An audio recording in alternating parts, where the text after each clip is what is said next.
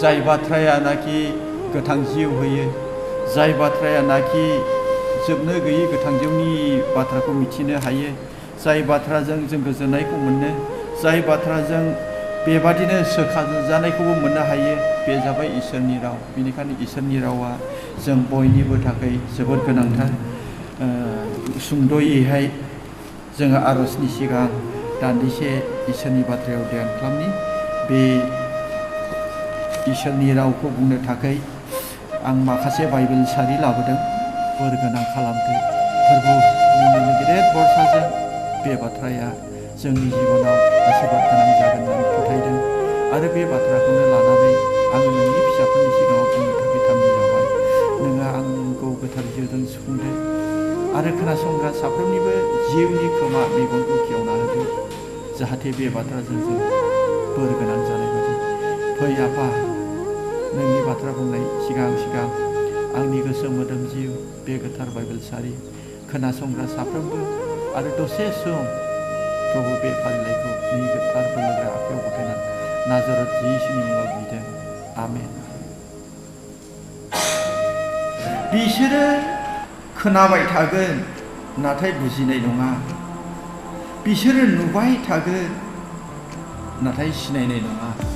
बिसोरो गावनि मेगनजों नुदों माबादि मिराकेल मावदों, ओमफ्राय बिरुद्धिता खालामब्ला माबादि मानसिफ्रा हा गावनानै गोग्लैदों, अरजों खामथादों, किसिम किसिमनि जिबौजों सौथादों, आरो बिनि सोखाजानायफोर दै गांनाय समाव अन्थाइखौ बुनानै दै लोंहोदों। सोमोनांथावफोरखौ नुब्लाबो बिसोरो नुयै बादि, खोनाब्लाबो बिसोर बुजियै बादि, बेबादि मोनसे जिसुया नाबिया बे इजराइलफोरखौ बे बाथ्राजों दा जिसु ख्रिस्ट'आ जेब्ला फैबाय, जिसु ख्रिस्ट'आबो नुदों बिसिनि गोरा गोसोखौ। बिनिखायनो जिसु ख्रिस्ट'आ बे जिसुया नाबिनि बे बाथ्राखौ गोसोखांदों। बे जातफ्रा नुगोन नाथाय सिनायनाय नङा, खोनागोन नाथाय बुजिनाय नङा। जिसु ख्रिस्ट'आ फैबाय, फैनानै साथामसोखौ बियो गोथैयाखौनो फोथांथारबाय। बिनि गेजेराव लाजारालाय सानब्रै जाबायमोन, सेवथारबायमोन। नाथाय जिसु ख्रिस्ट'आ बेखौहाय हाखरावनो गाबज्रिहरदों, लाजार नों ओंखारनानै फै। लाजारा जिसुनि बोसोन बादि सानब्रै फबजानायनि उनावबो बे सिखांनानै फैदों।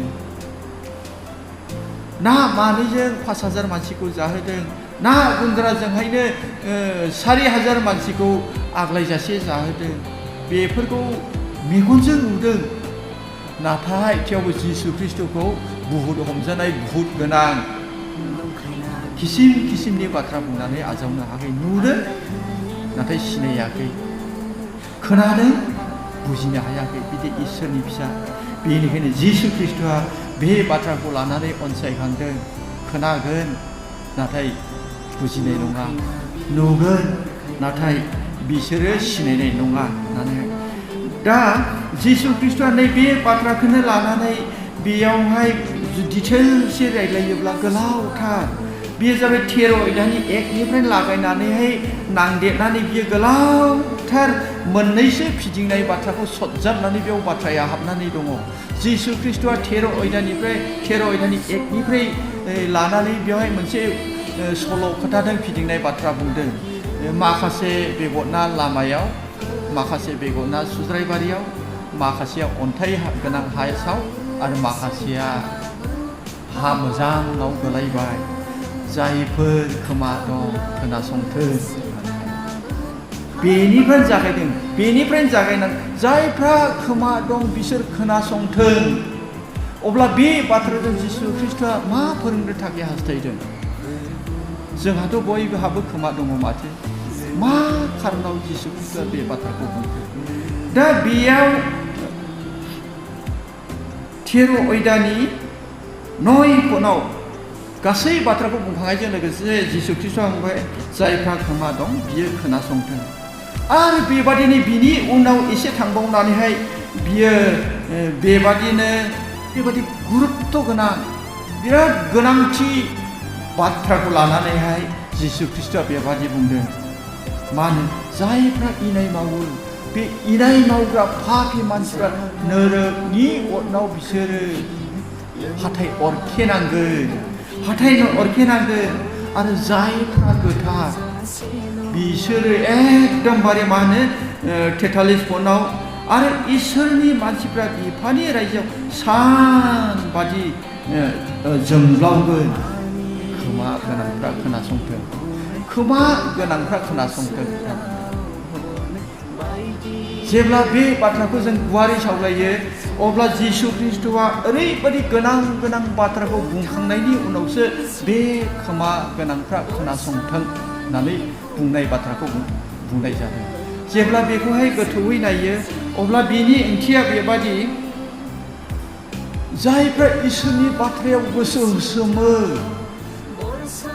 ध्यान खालामो, बासायनायखौ नागिरनो, बिनि गोजोननायखौ नागिरनो, इसोरनि बाथ्रायावहाय थुलुंगायो, बे मानसिफ्रा खोनासंथों। जायफ्रा गोसो गैया, बेयाव बुङाखै, बिनि उल्था बुङोब्ला इसोरनि बागै इसोरनि बाथ्रा सावरायनायाव जायफ्रा इस्सा गैया बिसोर दा खोनासंथों होननाय बादि जादों बेयाव। दा खोमा गोनांफ्रा खोनासंथों। जेब्ला जों नुजाहोनाय बिजाबाव नायो, नुजाहोजानाय बिजाबावहाय 1 बालाक 10 सारियावहाय 1 अध्याय 11 पदआव 7था मण्डलीफोर दङ।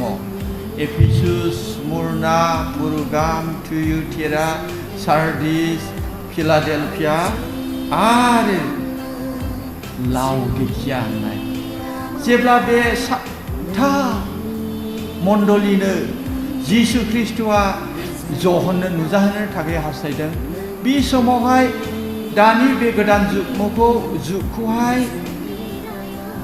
बाहागो राननायाव 7था मण्डलीजों फोरमायनो थाखाय आरफफोरनो सिथि लिरनाय लाइजाम मोनफ्रोमबो सारियाव 7था मण्डलीनो एखे बाथ्राखौ बुंदों, एखे बाथ्राखौनो बुंदों।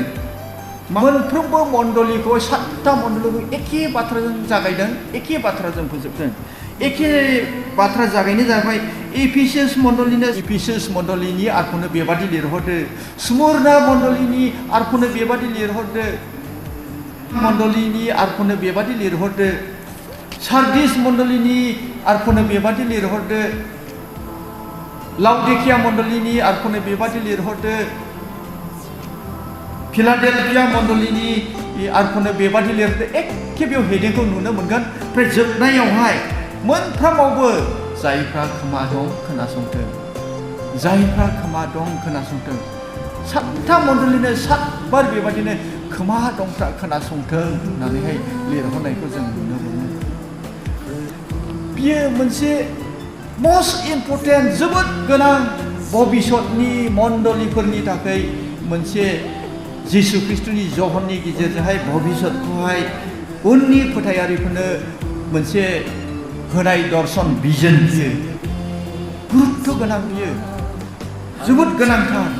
बे बाथ्रायावबो मोनफ्रोमबो मण्डलीआव 7था मण्डलीनिखौबो खोमा गोनांफ्रा खोनासंथों जोबनायाव बे एखे बाथ्राखौ बुंदों। दा जिसु ख्रीष्टआबो बेयाव खनले खनले बुंनायखौ जों नुनो मोनबाय, जायफ्रा खोमा दं खोनासंथों, बे खोथाखौ बाहायदों। बिदिब्ला साबसे मानसिहा खोमा दं, साबसे मानसिहा खोमा गैया, जों बोरै बुजिनो हानो? दानि आंनि फरायनाय आयदाया 13 अध्याय 16 पदना बेबादि बुंनाय दं, नाथाय नोंसोरो बोर होजाग्रा, नोंसोरो मेगनजों नुयो आरो खोमाजों खोनायो। बे जाबाय जिसु ख्रीष्टनि बुंनाय राव। नाथाय नोंसोरो बोर होजाग्रा, नोंसोरो मेगनजों नुयो आरो खोमाजों खोनायो। जिसु ख्रीष्टआ बे रावजों बेखौनो बुंनो हास्थायदों।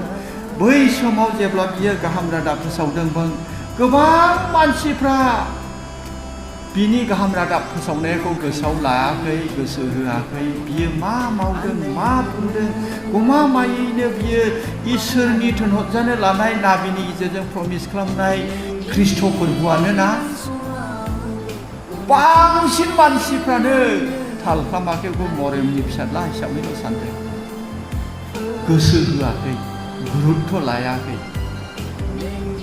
बियो सोमोनांथाव मावबाय, थैनायखौ बियो बुरखांबाय, फबनो लांनायखौ बियो फोथांबाय, जोनोमनि खानाखौ नुहोबाय, जोनोमनि थाबाय रोङिखौ नुहोबाय, बे खामानिफोरखौ बिसोर गावसिनि मेगनजों नुदों अब्लाबो बिसोरो सिनायनो हायाखै बियो ख्रिस्ट'फोरखौ होननानै सिनायाखै आजावाखै गोसो होआखै बिनि गाहाम बांसिन मानसिफ्रानो नाथाय बेनि गेजेराव माखासेफोर दङ जायफोरखौ बियो सल'फोरावहाय बुंबाय नाथाय नोंसोरो बोर होजाग्रा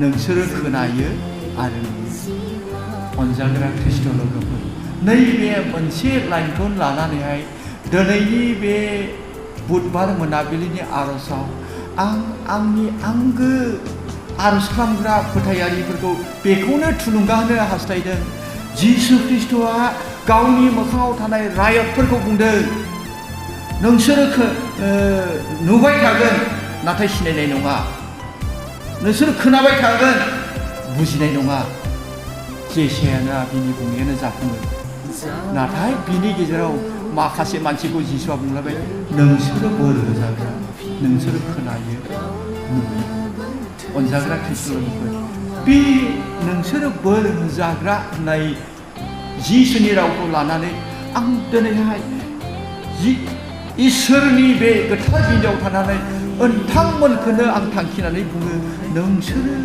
बोर होजाग्रा नोंसोरो खोनायो नोंसोरो नुयो बिनिखायनो नोंथांमोना ओंखाम संनायखौ दोनथ'नानै फैदों गावनि न'नि खामानिखौ नागारनानै फैदों बे मानसिनि संख्या एसेल' बोर होजाग्रा मानसिनि संख्या एसेल' बे बालाफोराव बेल' नङा नाथाय थाबोनाय गासै मानसिफ्रा सावगोना आं बेखौ बुंनो थाङाखै बे मुहुर्त समाव जाय मानसिफ्रा दिनै बे गोथार न'आव गुबुननि थाखाय आर'ज खालामनो खनले रेगुलार फैबाय थायो बेयाव रावबो गोदान गैया जों रेगुलार फैग्रा नोंथांमोना बेनिखायनो इसोरनि बे बाथ्राजों आं नोंथांमोनखौ बे रावजों थुलुंगा होयो नोंथांमोना बोर होजाग्रा नोंथांमोना खोनायो नोंथांमोना नुयो बिनिखायनो फैदों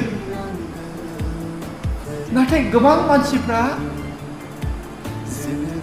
माखासे जाहोननि थाखाय सफैयासै जेरैहाय जोंनि रेगुलार आर'जआव फैग्रा बोरायनानैबो बुरिनानैबो इयुथ फेलोशिप हाबग्रा मानसिफ्रा माखासे देहाया बायलांनायखाय फैनो हायासै जों गोबाव सम बिराद रह' इयुथ फेलोशिप हाबबाय बिराद रह' आर'ज खालामबाय नाथाय दिनै एसे खमायलांबाय बिनि ओंथिया नङा जे जोंनि मानसिफ्रा फोथायनायनिफ्राय गोलायबाय आं बेखौ बुंनो थाखाय हास्थायाखै मानोना आमाय अलेनमोन बादिया हौवा हिन्जाव रेगुलार फैग्रामोन नाथाय बयसानो अभार जाबाय 80नि खाथियाव थांबाय लावथिनि हेफाजाबसो लानांगौ जाबाय मोनाबिलियाव जोंजों सावरायनो लानो हायासै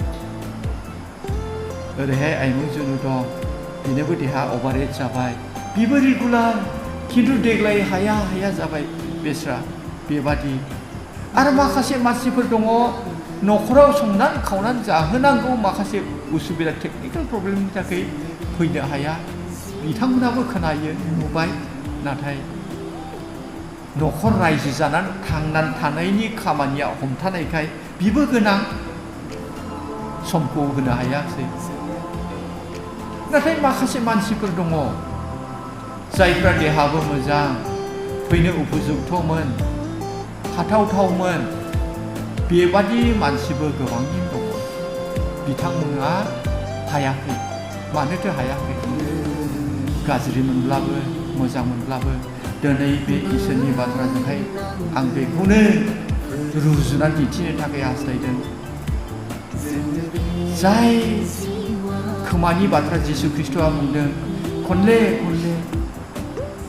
जायफ्रा इनाय मावगोन पाप मावबाय थागोन बिसोरो नोरोगनि अराव हाथाय अरखेनानै गाबनांगोन खोमा गोनांफ्रा खोनासंगोन बिसोरहा खोमा गैया नामा मोदोमनि खोमाया दं नाथाय जाय खोमाखौ जिसु ख्रिस्ट'आ बेयाव बाहायदों गोथार शास्त्रआवहाय खोमानि बाथ्रा बुंदों आं नुजाहोजानायनि 2 अध्यायावहाय थानाय 7था मण्डलीनि खोथा बुंबाय 7था मण्डलीखौबो जोबनायाव खोमा गोनांफ्रा खोनासंथों होननानै मानो बुंनाय जादों बे खोमाया जाहैबाय मेगनजों नुनाय जोंनि खोमा नङा, बियो मेगनजों नुयै जिउनि खोमा।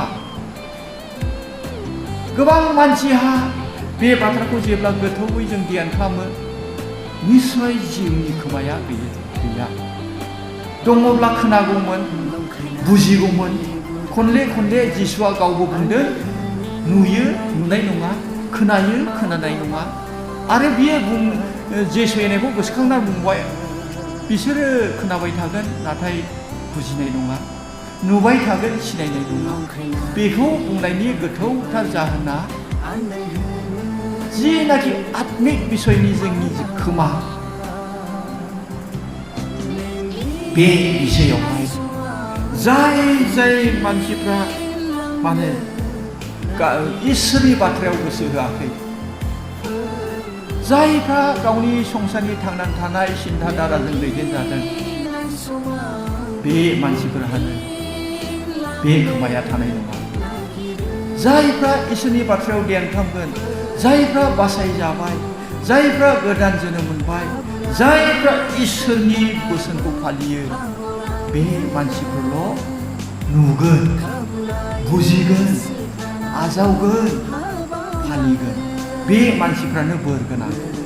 बे मोनाबिलियाव आं बेखौनो बुंदों खनले खनले, नोंथांमोना बोर गोनां, नोंथांमोना खोनादों, नोंथांमोना बुजिबाय। देग्लायनि बोसोरावनो एरिया पास्टर हेनरिनि गेजेरजों मण्डलिनिफ्रायबो आं खोनादों, नै माथो एफा मोजां खोथाखो होनलायनाय बाथ्राखौ। अब्लाथ' मोजाङानो खोथालांदों बेस्रा, जों बयबो मोजां मोनदों। बेल' नङा, जोंहा थाखा दंजायैखाय जोङो बलांजरानि सहिथाखौ लायबाय। जा सोमोनांथाव, बयबो आजावदों, हर सान हाउसफुल जादों, बयबो खोनासंदों, बयबो खोनासंदों। रावबो मानसिया एबसेन्ट जायाखै,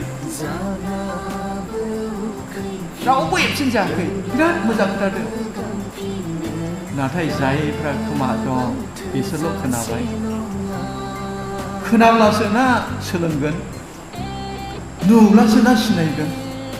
जायफ्रा जिउनि खोमा गैया, जायफ्रा इसोरनि बाथ्रायाव गोसो होआसै, थारमाने बे मानसिफ्रा बुजिनो हायाखसै, बे मानसिफ्रा सिनायनो हायाखसै।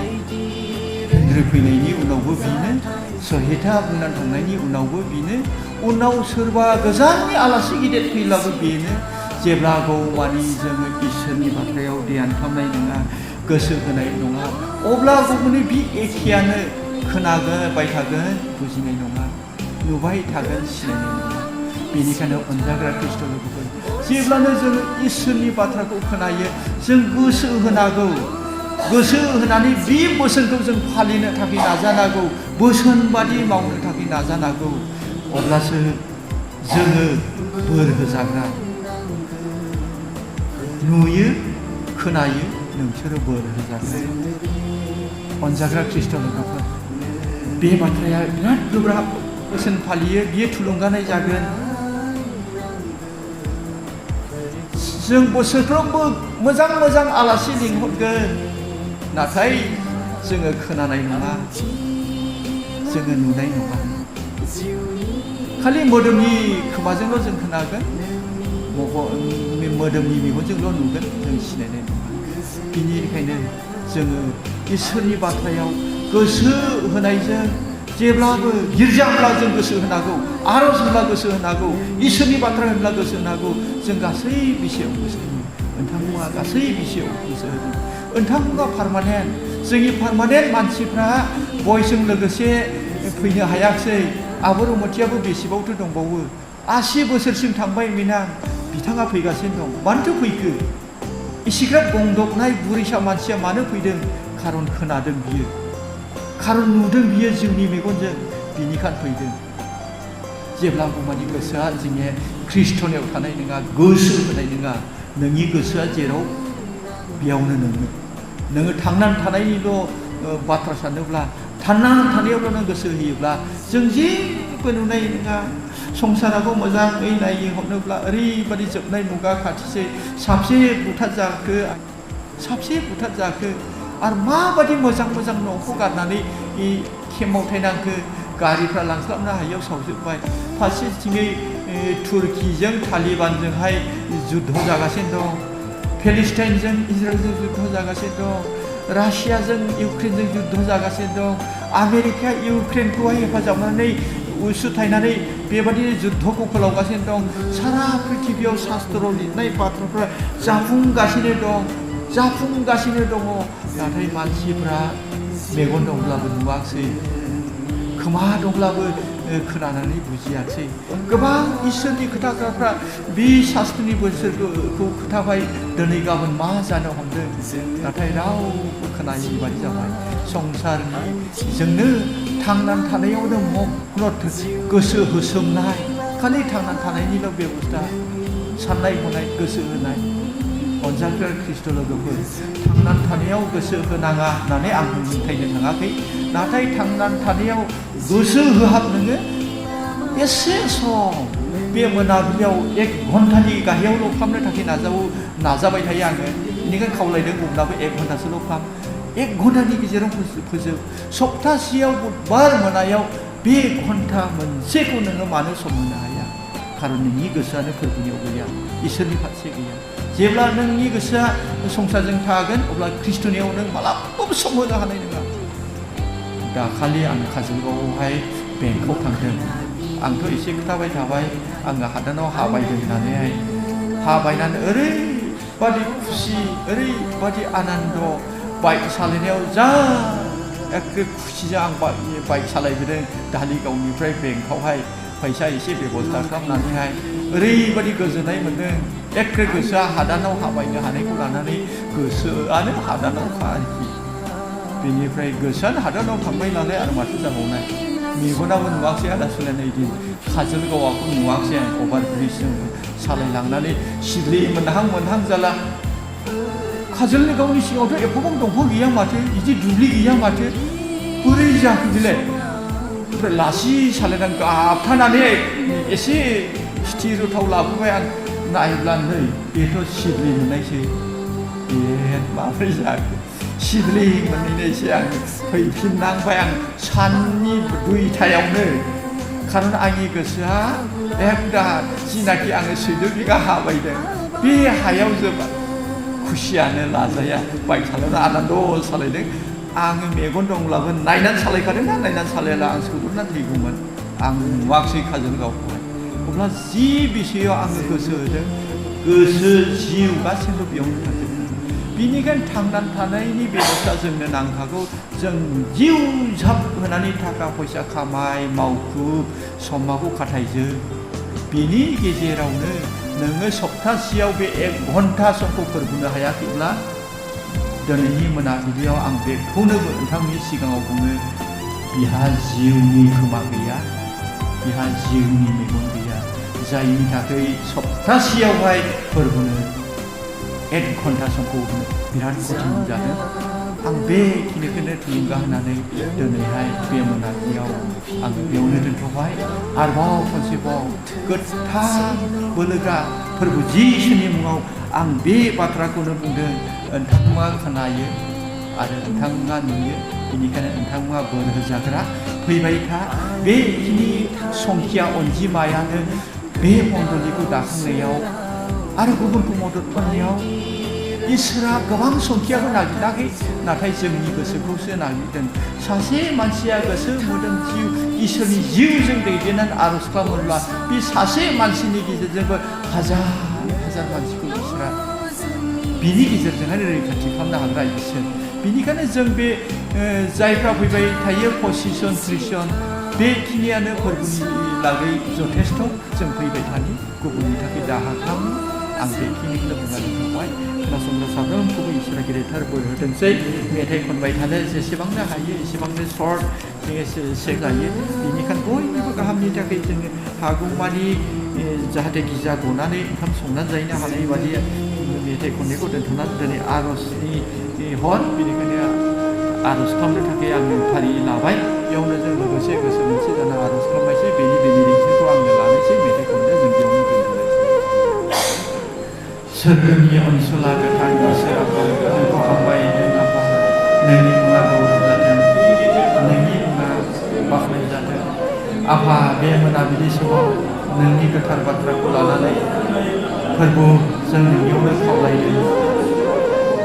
आफा जों गोबांथार नोंनि बाथ्राफोर जानाय मोनबाय, गोबांथार नोंनि मानसिफोरनिफ्राय परामर्श मोनबाय, उननि जागोनफोरनि सोमोन्दै जों मिथिबाय। थेवबोना आफा खायसे खायसे मानसिफ्रा सिरि मोनाखै, खायसे खायसे मानसिफ्रा मन फाफिननानै थांनानै थानाय आरो संसारजोंनो गोरोबनानै थाबाय। बेनिखायनो आफा नोंनियाव खावलायदों प्रभु बे मोनाबिलियाव जि बोसोनखौ जोङो सावरायबाय, जायफ्रा खोनाबाय आफा नों अननानै बे खोनानाय बाथ्रा बायदि थाबायनो, नोंनि बाथ्रा बायदि गोसो होनो, नोंनि बाथ्रायाव गोसो होनो, नोंनि बोसोन बायदि थाबायनो थाखाय नोङो हेफाजाब खालाम। आफा नोङो सहाय खालाम। फोरबो नोंनियावनो गथायदों बे मण्डलीनि साफ्रोमबो नोंनि आवाजखौ, नोंनि बोसोनखौ खोनायो आरो नुनो मोनो। प्रभु नों बेबादि हेफाजाब खालाम। नाय आफा बे मण्डलीजों 6 जन एभेन्जेलिस्टफ्रा फोरबो थिनहरजाबाय। बिथांमोनखौ सहाय खालामदो, हेफाजाब खालामदो आरो लोगोसे खावलायदों आफा बे 6 जन एभेन्जेलिस्टजों लोगोसे बिबिसिआव थानाय 100 जन एभेन्जेलिस्ट आरो बिनि अनगायैबो गुबुन गुबुन डिनोमिनेशन लुथारी, बिएलसि, सिएनआइ, प्रेसबिटेरियान, पेन्टिकुस्ट, सिआरसि किसिम किसिम डिनोमिनेशननि नोंनि गाहाम राव खोन्थाबायग्राफोरनि थाखाय आरज खालामदो, नोङो हेफाजाब खालामदो जाहाथे आफा नोंनि जिनाखि बोसोन नोंसोर गथाय संसाराव थांनानैहाय गाहाम रादाबखौ फोसाव आरो आंनि सेला खालाम। प्रभु बे मानसिफोरनि गेजेरजोंहाय रादाबा फोसावजायो आरो सेला खालामजानाय बादि आफा नोंनियाव बेबादि खावलायदों आरो खावलायदों आफा इसोर। नाय प्रभु जेसेबां फोथायग्रा मानसिफ्रा हस्पिटालाव दङ, केयार सेन्टाराव दङ, सैनांनायजों आफा बेबादिनो प्रभु भुगिनानै दङ, थाखा फैसानि प्रभु प्रब्लेमजों सैनांनानै दङ। आफा बेबादिनो जेसेबां नोंखौ फोथायग्रा मानसिफ्रा हस्पिटाल, केयार सेन्टार एबा न' सिंफ्रावबो सैनांनानै दङ, बे मानसिफोरनि थाखायबो गोसोखांदों। आफा नों अननानै हेफाजाब खालाम, नों अननानै सहाय खालाम। फोरबो आफा जाहाथे सोखा जानायखौ मोननो हानाय बादि आरो खावलायदों आफा मणिपुराव जानाय जाथायनि थाखाय बेयाव गोबांथार बुथारलायबाय आफा नों अनखांदो। नाय आफा गोबां न'खर न' गारनांबायल' नङा आफा धन सम्पति खोमासे खोमानानै खायसे खायसे मानसिया बुथारजाबाय, गोथार न'फ्रा सावफुंजाबाय। फोरबो नों अनखांदो, गोजोननाय सान्थि आरो रैखाथिखौ नोङो बे मणिपुरनि थाखायबो लाबोफिनदो। फोरबो जों नोंनियावनो खावलायदों आरो खावलायदों आफा इसोर। नाय प्रभु बेबादिनो भारत हादरनि दैदेनगिरि मोदी, अमित शाह आरो आसामनि चिफ मिनिस्टार आफा बेबादिनो प्रभु जेसेबां आसाम हादरखौ दैदेनदों प्रभु चिफ मिनिस्टारनिफ्राय लानानै बे दैदेनगिरिखौबो आफा नोंनि गोथार आखायाव गथायदों। मानोना दानियेल बिजाबाव बुंदों नोंसो हादरखौ सालायनो थाखाय सायख'यो। बेनिखायनो आफा इसोर जों नोंनियाव खावलायदों आफा बे हादरगिरिफ्रा, बे हादांग्राफ्रा, बे देश सालायग्राफ्रा हादरखौ जे गोजोन सान्थियै आफा दैदेनो बिनि थाखाय नोंनियाव खावलायदों आरो बे हादर दैदेनगिरिफोरखौ नोंनियावनो गथायदों। बेजों लोगोसे जोङो बर' ख्रिस्टियान जानायखाय, जों बर' हारिनि मानसि जानायखाय आफा जोंनि बर' लिडारफोरनि थाखायबो नोंनियाव आरज खावलायदों। आफा इसोर नों अननानै जेसेबां बर'फोरनि लिडारफोर दं, राजनितिगिरिफोर दङ, नोङो गियान आरो बुद्धिजोंहाय नोङो सुफुंदो जाहाथे हारिखौ खौसे आरो रैखाथि खालामनो हानाय बादि बर' हारिनि दैदेनगिरिफोरनि थाखाय नोंनियाव आरज खालामदों आफा इसोर। आरो लोगोसे खावलायदों आफा इसोर दिनै बुहुमावनो सारिय'फाले दावहा आफा जों सिगांनि समाव खोनादोंमोनल'मोन, नाथाय जों दिनैहाय मेगनजों नुनो मोनबाय प्रभु दावहा जानायखौ सारा पृथिबियावनो बे हादरना बै हादरजों, बे हादरना बै हादरजों। फोरबो आफा जों बे गासैखौ प्रभु नोंनियावनो भरसा खालामनायजों खावलायदों आफा। जोङो बे खामानिखौ मावनो होबथानो थाखाय गहाया, नाथाय जोंनि बिफाया नोंनोखाय आफा नोङो गासैखौबो मावनो हाग्राखाय नाय प्रभु बे गासै बुहुमाव जानाय दावहाफोरखौ नोंनियाव रायथिदों आफा।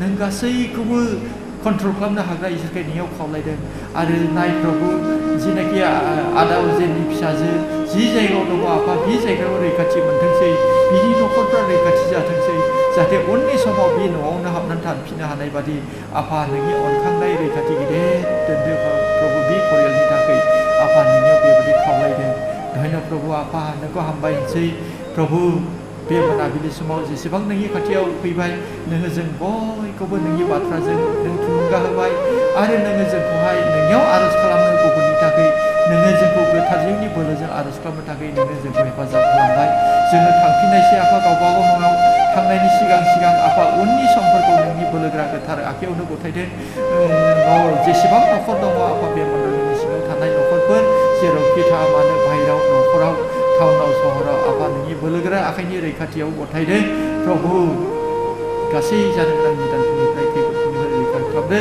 थांनायनि सिगां जोंनि गोसो मोदोम जिउजों लोगोसे बे जोंनि 36टा न'खरखौ नोंनि गोथार आखायाव गथायनानै लाजों जिसुनि मुङाव बिदों आमेन आमेन